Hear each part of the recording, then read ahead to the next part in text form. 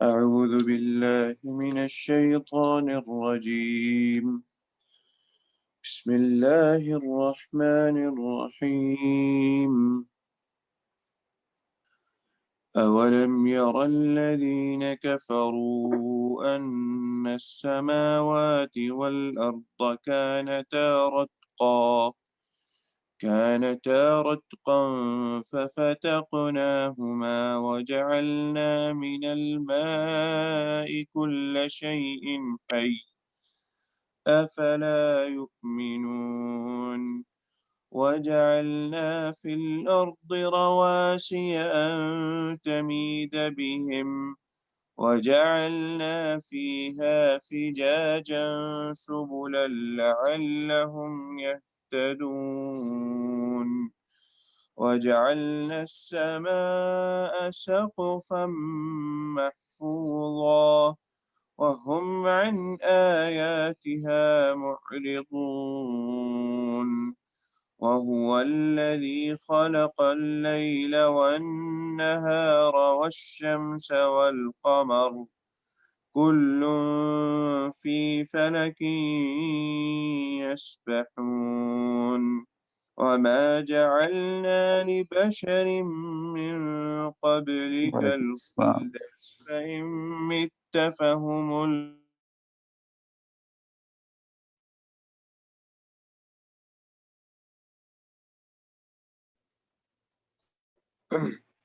أهذا الذي يذكر آلهتكم وهم بذكر الرحمن هم كافرون خلق الإنسان من عجل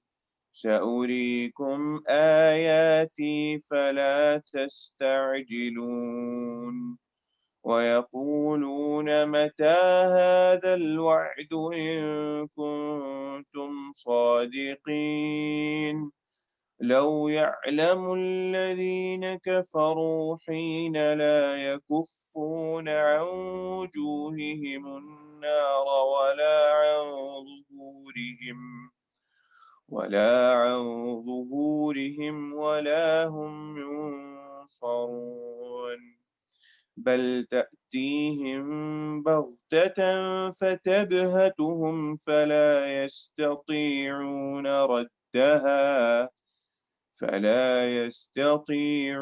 ردها ولا هم ينظرون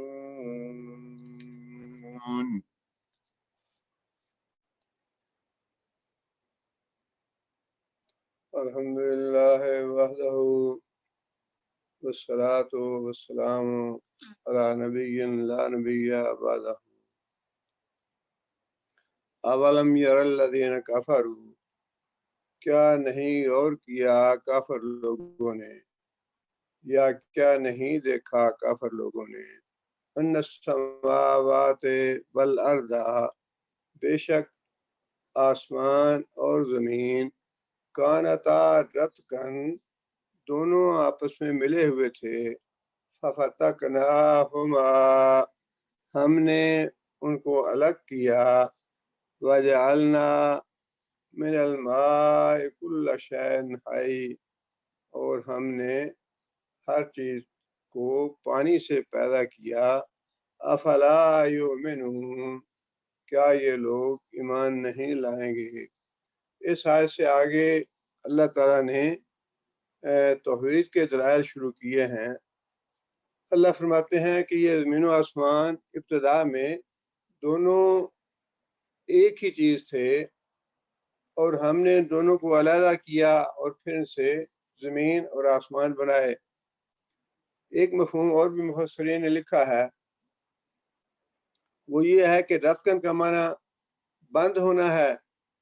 اکٹھا ہونا ہے بھی اور بند ہونا بھی۔ اس سے بعض مفسرین نے یہ مفہوم لیا ہے کہ ابتدا میں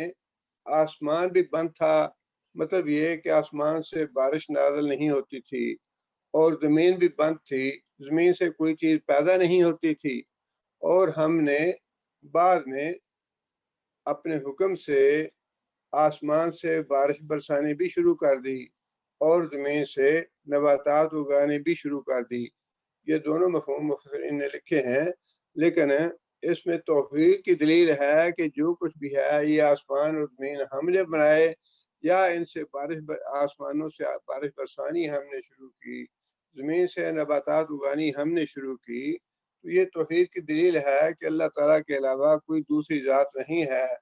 جس نے زمین اور آسمان پیدا کیے ہوں، یا آسمانوں سے بارش نازل کی ہو، یا زمین سے نباتات اگائی ہو۔ تو یہ گویا کہ ایک چیلنج ہے اللہ تعالیٰ کی طرف سے کہ جن کو تم اپنا مشکل کشا یا حاجت روا سمجھتے ہو،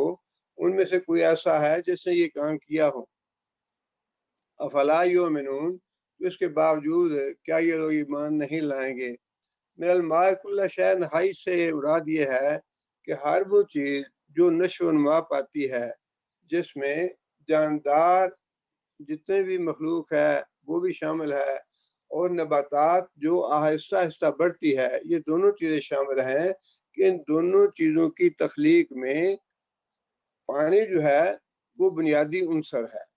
اور پھر ان دونوں چیزوں کے وجود کی بقا کے لیے بھی پانی ضروری ہے۔ آگے اللہ فرماتے ہیں وَجَعَلْنَا فِي الْأَرْضِ رَوَاسِيَ، اور ہم نے زمین میں پہاڑ بنائے، رواسیہ یہ جمع ہے اور اس کا واحد راسیہ ہے۔ اللہ فرماتے ہیں کہ زمین میں ہم نے پہاڑ گاڑے، وَجَعَلْنَا فِيهَا فِجَاجًا سُبُلًا، اور پھر ان کے درمیان ہم نے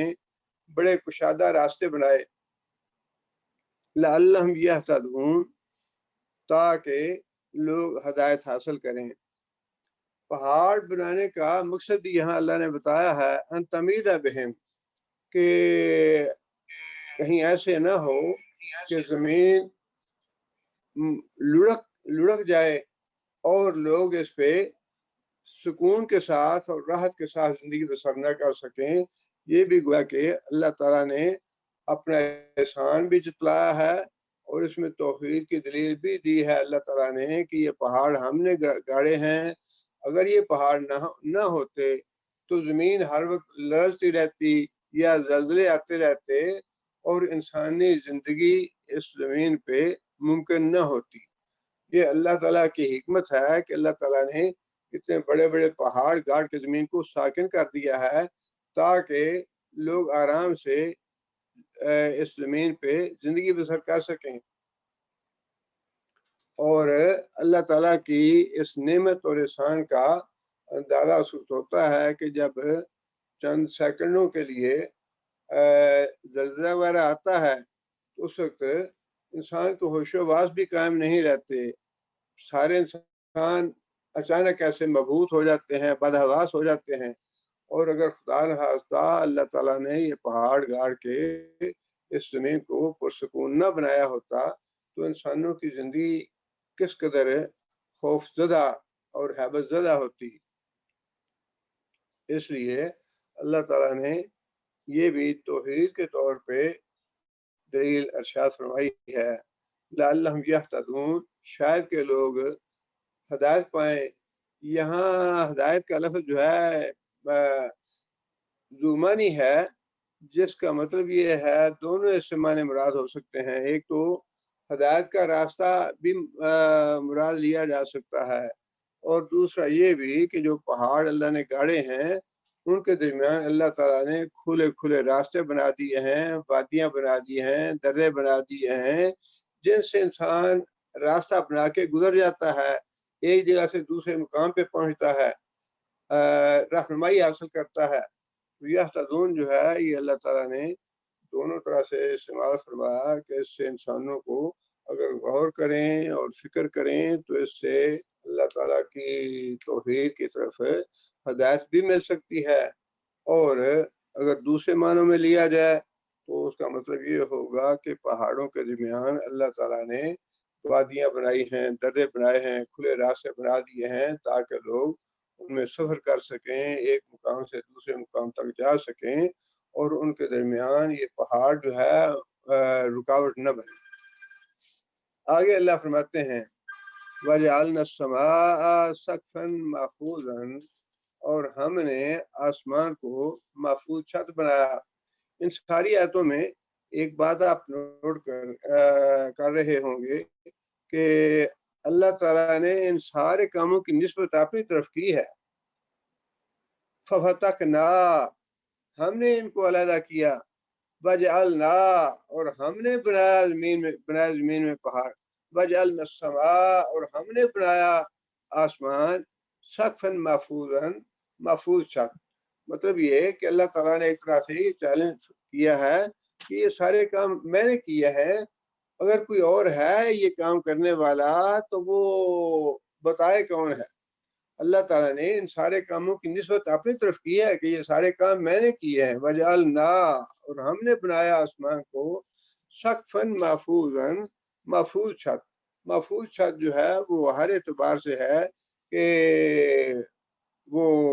ٹوٹتا پھوٹتا نہیں ہے، اس لحاظ سے محفوظ ہے. کبھی گر نہیں پڑتا، اس لحاظ سے محفوظ ہے. اور پھر شیطانوں کی در اندازی سے بھی محفوظ ہے. ایسا نہیں ہے کہ آسمانوں پہ جو کچھ ہوتا ہے، جو بات چیت ہوتی ہے فرشتوں کی یا اللہ اور فرشتوں کے درمیان، ان کی سنگن پا سکیں شیطان، اس لحاظ سے بھی آسمان جو ہے وہ محفوظ ہے. وہم ان آیاتہا معرضون، لیکن لوگوں کا حال یہ ہے کہ یہ جو نشانیاں ہیں آسمان میں، معرضون، اس سے بے توجہی برت رہے ہیں. مطلب یہ کہ ویسے تو کہتے ہیں اعتراض کرتے ہوئے کہ ہمیں کوئی نشانی کیوں نہیں دکھائی جاتی، اگر یہ نبی ہیں تو کوئی نشانی کیوں نہیں لے کے آتے. اللہ فرماتے ہیں کہ نشانیاں تو بہت سی ہیں، یہ سارے کام ہم نے کیے ہیں، لیکن لوگ ان باتوں پہ سوچتے نہیں، غور و فکر نہیں کرتے. مطلوب یہ ہے کہ قرآن مجید کی آیتیں پڑھ کے اور ویسے بھی انسان کو غور و فکر کرنا چاہیے، سوچ بچار کرنی چاہیے کہ جن چیزوں کو ہم روزانہ دیکھتے ہیں اپنی آنکھوں کے سامنے، آسمان کو بھی دیکھتے ہیں، زمین کو بھی دیکھتے ہیں، سورج کو بھی، چاند کو بھی، ستاروں کو بھی، یہ محض ایک روٹین کی باتیں نہیں ہیں، بلکہ یہ اللہ تعالیٰ کی بنائی ہوئی نشانیاں ہیں. اور یہ اس وقت تک قائم رہیں گی جب تک اللہ چاہیں گے. جب اللہ چاہیں گے تو ساری نشانیوں کو ختم کر دیں گے. آگے فرمایا کہ وَهُوَ الَّذِي، اور وہ اللہ ہی ہے، خلق اللیل والنہار،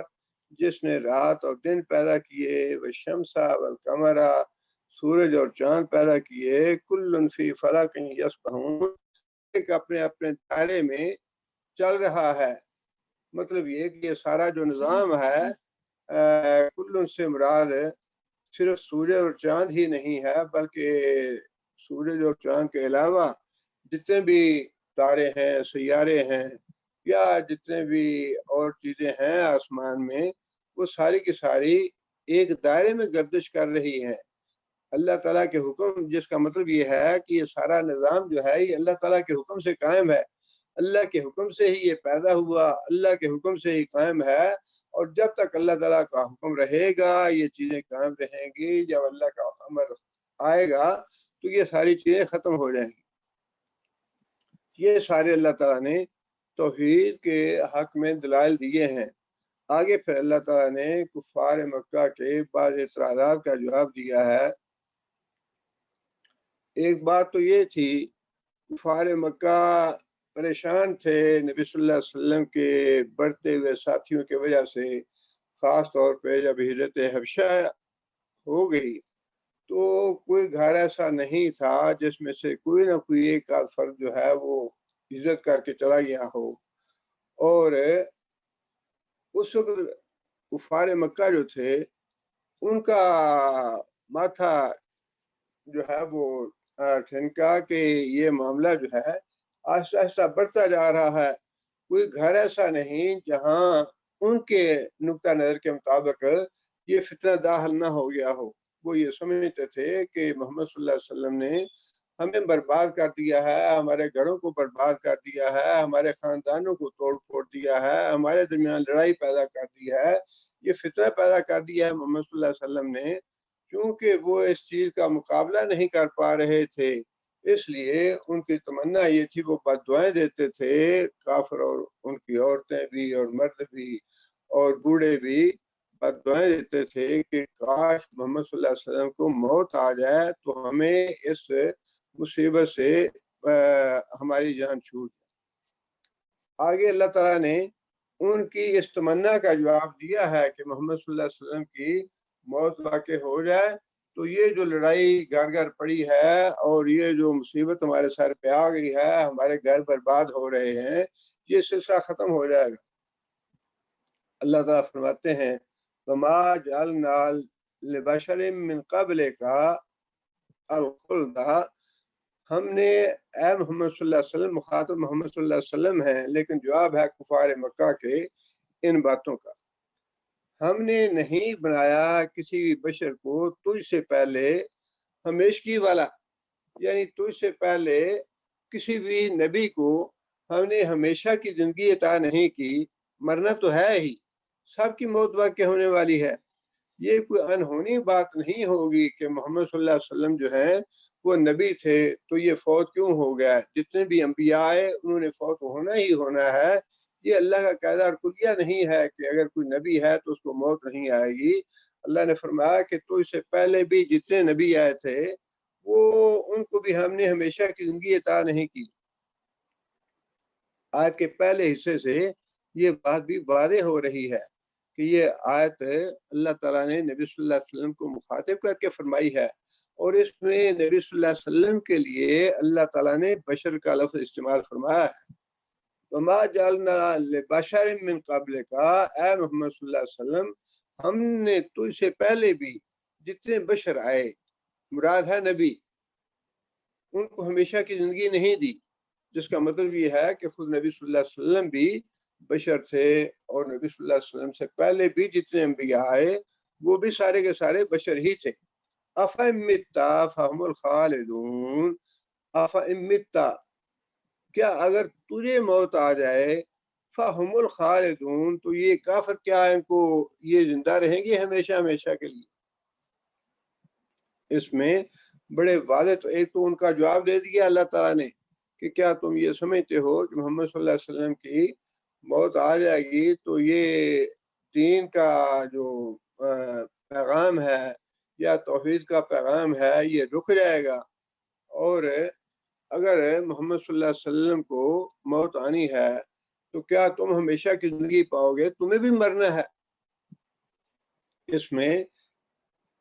جہاں ان کے سوال کا جواب ہے وہاں یہ بات بھی واضح ہو رہی ہے کہ اللہ تعالیٰ نے نبی صلی اللہ علیہ وسلم کے لیے یا انبیاء کے لیے وہی موت کا لفظ استعمال فرمایا ہے جو لفظ لوگوں کی موت کے لیے استعمال فرمایا ہے۔ أَفَإِن مِتَّ، کیا تجھے موت آ گئی تو ان لوگوں کو ہمیشہ کی زندگی حاصل رہے گی، جس کا مطلب یہ ہے کہ انبیاء جو ہیں خود نبی صلی اللہ علیہ وسلم مخاطب ہیں کہ تجھ پہ بھی اسی طرح کی موت واقع ہوگی جس طرح کی موت دوسرے لوگوں پہ واقع ہوتی ہے، جس کا مطلب یہ ہے کہ انبیاء بھی اس دنیا سے جب جاتے ہیں تو اس کے بعد پھر ان پہ بھی موت اسی طرح کی واقع ہو جاتی ہے جس طرح کی موت دوسرے لوگوں پہ واقع ہوتی ہے۔ یہاں سے یہ جو مسئلہ ہے واضح ہو جاتا ہے کہ انبیاء جو ہیں وہ اپنی قبروں میں زندہ نہیں ہیں، بلکہ انبیاء کے بارے میں جتنا کچھ ہے ہمیں رسول اللہ صلی اللہ علیہ وسلم نے بتا دیا یا خود اللہ تعالیٰ نے بتا دیا، اس پہ تو ہمیں ایمان لانا چاہیے۔ ایک بات تو اللہ تعالیٰ نے یا نبی صلی اللہ علیہ وسلم نے یہ بات ارشاد فرما دی کہ انبیاء کے اجساد کو یا جسموں کو مٹی نہیں کھاتی، ان کے جسم جو ہیں وہ محفوظ رہتے ہیں مٹی سے۔ اور دوسری بات یہ کہ ان پہ موت واقع ہوتی ہے ویسی ہی جیسے دوسرے لوگوں پہ واقع ہوتی ہے، لیکن اس کے باوجود جو ایک دو باتیں نبی صلی اللہ علیہ وسلم نے ارشاد فرمائی ہیں ان پہ ہمارا ایمان ہے۔ ان میں سے ایک بات تو یہ ہے کہ جب نبی صلی اللہ علیہ وسلم کے لیے کوئی آدمی درود بھیجتا ہے تو درود نبی صلی اللہ علیہ وسلم کو پہنچایا جاتا ہے اور نبی صلی اللہ علیہ وسلم اس کا جواب دیتے ہیں، یا بعض مواقع پہ امت کے اعمال نبی صلی اللہ علیہ وسلم کو دکھائے جاتے ہیں۔ یہ جو حدیثیں ہیں ان پہ ہمارا ایمان ہے، لیکن ان کی کیفیت کا ہمیں علم نہیں ہے۔ سال میں ایک دفعہ اعمال دکھائے جاتے ہیں یا جو نبی صلی اللہ علیہ وسلم پہ درود بھیجا جاتا ہے وہ اس کا جواب اللہ تعالیٰ سال میں ایک دفعہ دیتے ہیں یا مہینے میں ایک دفعہ دیتے ہیں یا دن میں ایک دفعہ دیتے ہیں، یہ چیزیں جو ہیں یہ واضح نہیں ہیں، یہ اللہ بہتر جانتا ہے ان کی کیفیت کیا ہے، ان پہ ہم ایمان لاتے ہیں، جو کچھ بھی اللہ کے رسول نے بتا دیا اس پہ ہم ایمان لاتے ہیں۔ لیکن یہ آیت اس بات کے سے واضح ہے کہ انبیاء جب فوت ہو جاتے ہیں، اس دنیا سے رخصت ہو جاتے ہیں، تو پھر ان پہ بھی موت اسی طرح واقع ہوتی ہے جس طرح کی موت دوسرے لوگوں پہ واقع ہوتی ہے۔ یہاں سے کیونکہ جو لوگ بزرگوں کے قبروں میں زندہ ہونے کی بات کرتے ہیں وہ انبیاء سے ہی مسئلہ شروع کرتے ہیں کہ انبیاء پہ موت واقع نہیں ہوتی، وہ اپنی قبروں میں زندہ ہوتے ہیں، لہذا جو اللہ کے مقرب بندے ہیں، جو بزرگ لوگ ہیں، جو متقی لوگ ہیں، وہ بھی اپنی قبروں میں زندہ ہوتے ہیں، دعا سنتے ہیں، پکار سنتے ہیں، جواب دیتے ہیں۔ یہ ساری چیزیں جو ہیں یہ قرآن جی سے ثابت نہیں ہیں۔ یہاں پہ جتنے بھی مفسرین ہیں یا مترجمین ہیں انہوں نے بعض نے تو بڑے سخت الفاظ استعمال کیے ہیں یہ افہمتا کے لیے، حتیٰ کہ جو مفتی محمد شفیع رحمہ اللہ ہیں انہوں نے اس کا ترجمہ یوں کیا ہے افہمتا، اگر تو مر گیا کا لفظ استعمال کیا ہے انہوں نے۔ اب جو آدمی مر جاتا ہے وہ تو پھر زندہ نہیں ہے، جس پہ موت واقع ہو گئی وہ تو زندہ نہیں رہتا۔ لیکن انبیاء کی جو خصوصیات ہیں یا جو انبیاء کی فضیلت ہے دوسرے لوگوں کے مقابلے میں، اس کے بارے میں جو کچھ بات بتا دی ہمیں قرآن نے یا رسول اللہ صلی اللہ علیہ وسلم نے، اس پہ تو ہمارا ایمان ہے، لیکن ان کی موت میں کوئی شک نہیں ہے، موت واقع ہوتی ہے ان پہ بھی ویسی ہی جیسی موت دوسرے لوگوں پہ واقع ہوتی ہے۔ اور اگلی آیت جو ہے وہ اس سے بھی زیادہ بات واضح ہو جاتی ہے۔ اللہ تعالیٰ نے فرما دیا کہ کل نفس ذائقۃ الموت، ہر نفس نے موت کا ذائقہ چکھا، جس کا مطلب یہ ہے کہ جتنے بھی ذی روح ہیں، خواہ وہ جنات ہیں یا فرشتے ہیں یا انسان ہیں یا حیوان ہیں، درندے ہیں، پرندے ہیں، چرندے ہیں، جتنے بھی ذی روح مخلوق ہے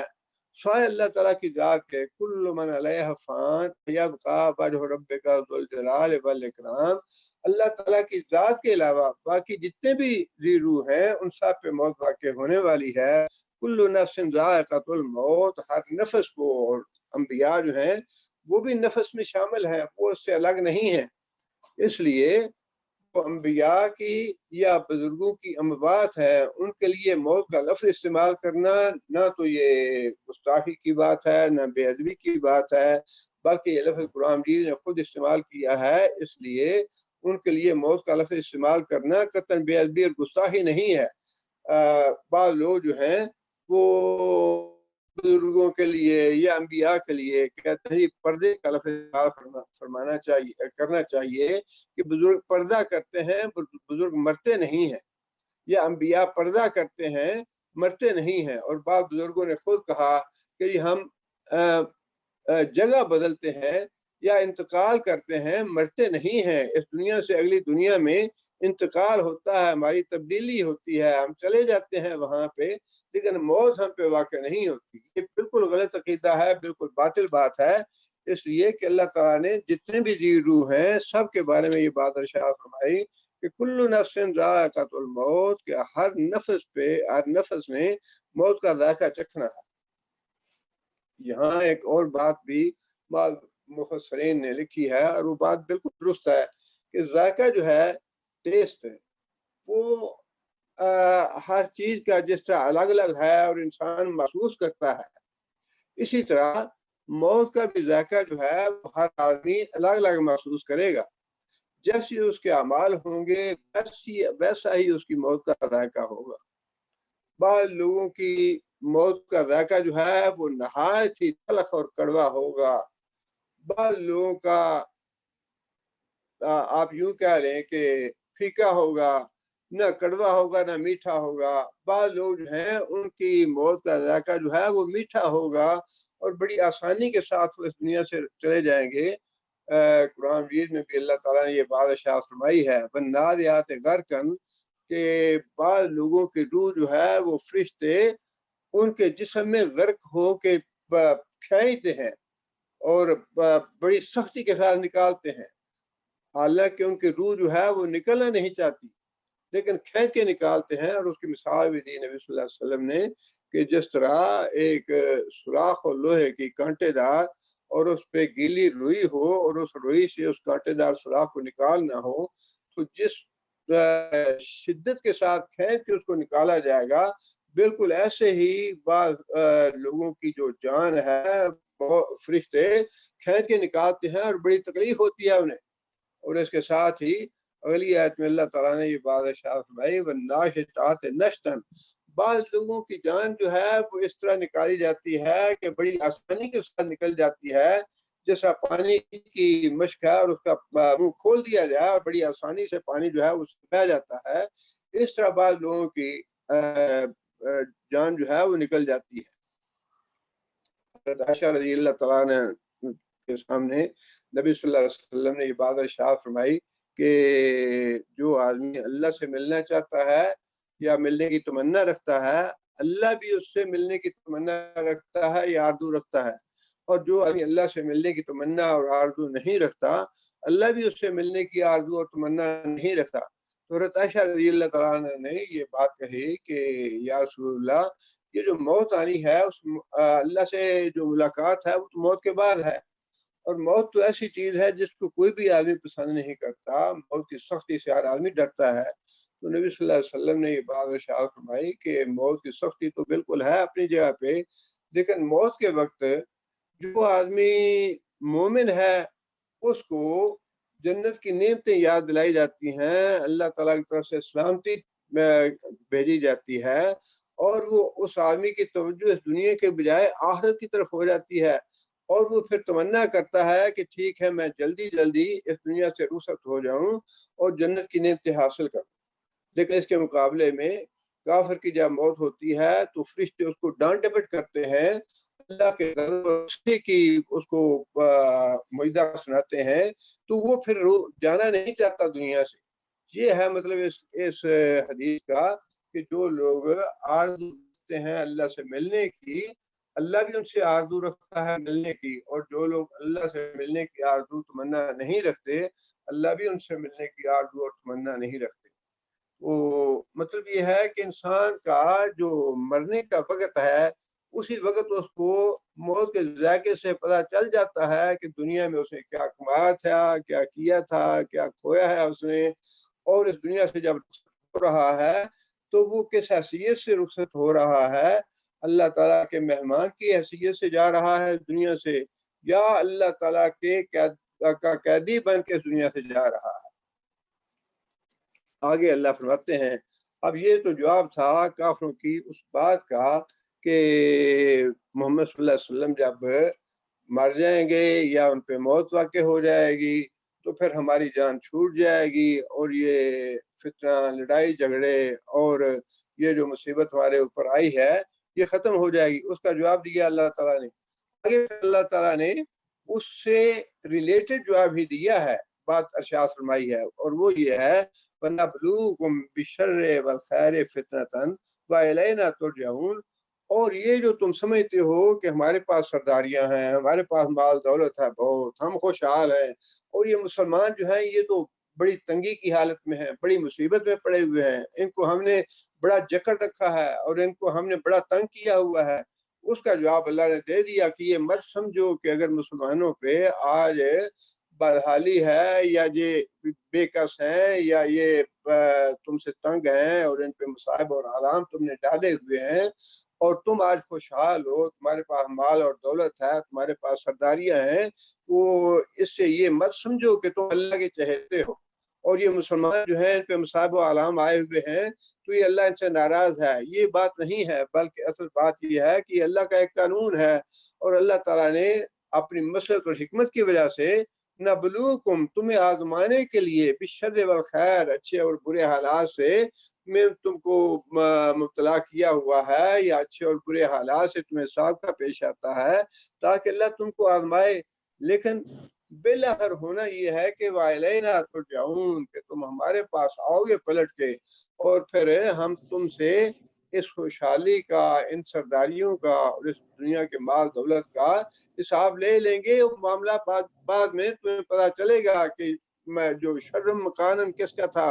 اور کون اچھی مجلس والا اور اچھے سامان والا تھا، یہ بعد میں تمہیں پتہ چلے گا. لیکن آج اگر تم یہ اندازہ لگا رہے ہو کہ ہم ان سے اچھے ہیں، مسلمانوں سے ہم خوشحال ہیں، ہم سرداریوں والے ہیں اور ہم مال دولت والے ہیں، تو یہ تمہاری بات بالکل غلط ہے. نبلوکم،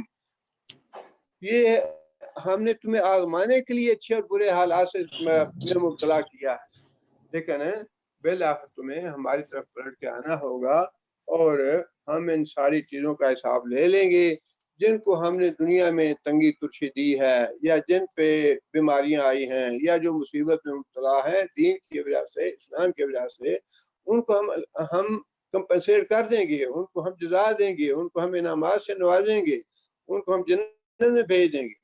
اور جنہوں نے ناشکری کی ہماری ان سرداریوں کی وجہ سے، اس دنیا کے مال دولت کی وجہ سے،